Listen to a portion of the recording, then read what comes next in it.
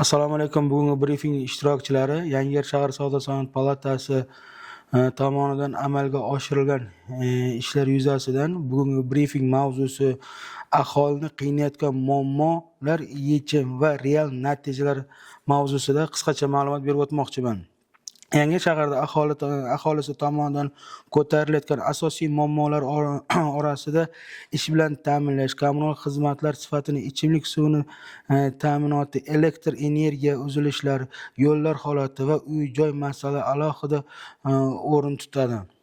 Mazkur muammolarni hal etish maqsadida sektor rahbarlari, mutasaddi tashkilotlar faollar ishtirokida muntazam o'rganishlar olib borilmoqda. Fuqarolarning murojaatlari asosida manzilli dasturlar shakllantirib, mavjud muammolarni bosqichma-bosqich bartaraf etish choralari ko'rilmoqda.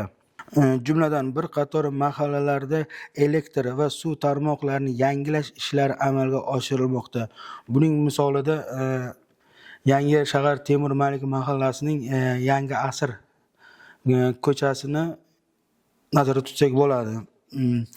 Eng muhimi, aholi bilan ochiq muloqot qilish, muammolarni joyida hal etish va har bir murojaatlarni amaliy yechim topish tizimini yo'lga qo'yilgan bo'lib, bu fuqarolarning davlat organlariga bo'lgan ishonchini yanada mustahkamlash xizmat qilmoqda.